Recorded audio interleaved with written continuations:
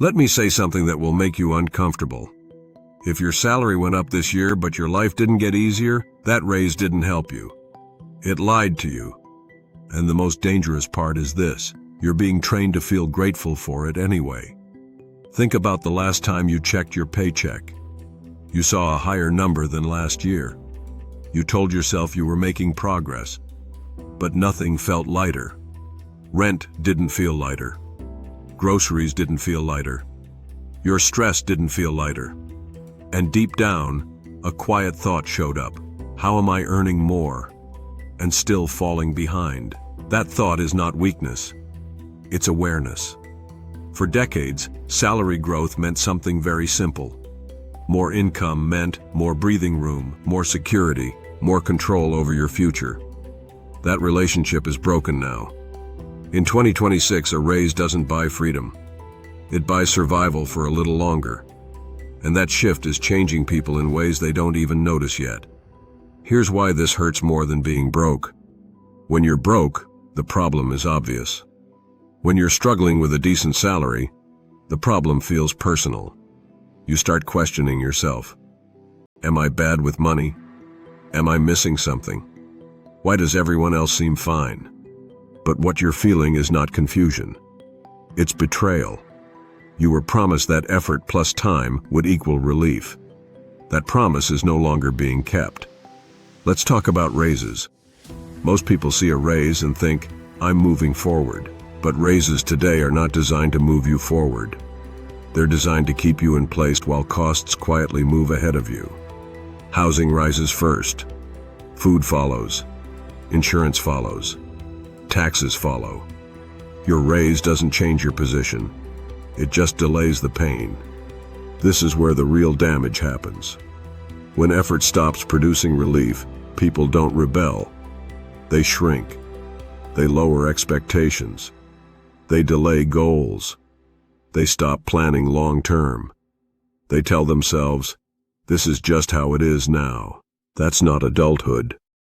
That's quiet resignation. And it's spreading fast. This didn't happen overnight. For years, wages grew slowly while everything else sped up. But now, the gap is big enough that people can feel it every month. Your salary still matters, but it no longer sets the rules. Your expenses do. And expenses don't care how hard you work. There's a moment many people reach silently. It's not dramatic. It's not loud. It's the moment you realize that even if you keep doing this for another 10 years, nothing fundamentally changes. Same pressure, same stress, same tightness, just more exhaustion. That realization changes people. Some become numb. Some become anxious. Some become angry. Most just keep going. Let me be very clear. This is not happening because people are lazy. It's not happening because people don't budget.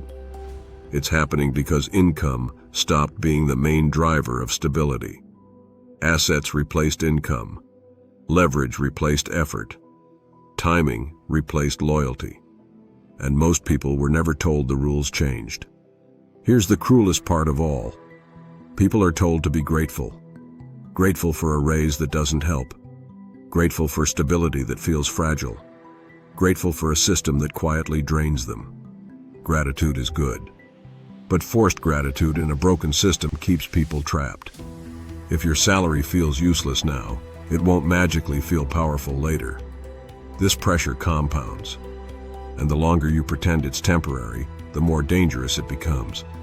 Because planning your life around an illusion is how people wake up one day and realize they ran out of time. This video is not here to scare you.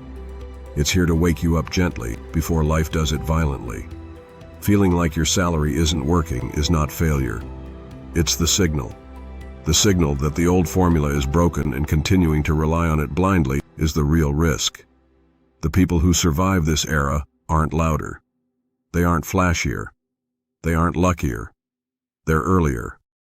They see reality clearly before denial hardens into regret. They stop measuring success by salary alone and start paying attention to what actually creates margin. That shift doesn't happen all at once. It starts with discomfort. the kind you're feeling right now. If this video made you feel exposed, good. That means you're still paying attention. Because the most dangerous financial state is not being broke. It's being comfortable enough to keep going while slowly losing control. In the last video, we talked about the middle class disappearing. This is what it feels like from the inside. And in the next video, we'll talk about something even harder to accept. Why relying on your job alone in 2026 is quietly putting you behind. If this video stayed with you, subscribe. This channel exists for people who feel the shift before they can explain it.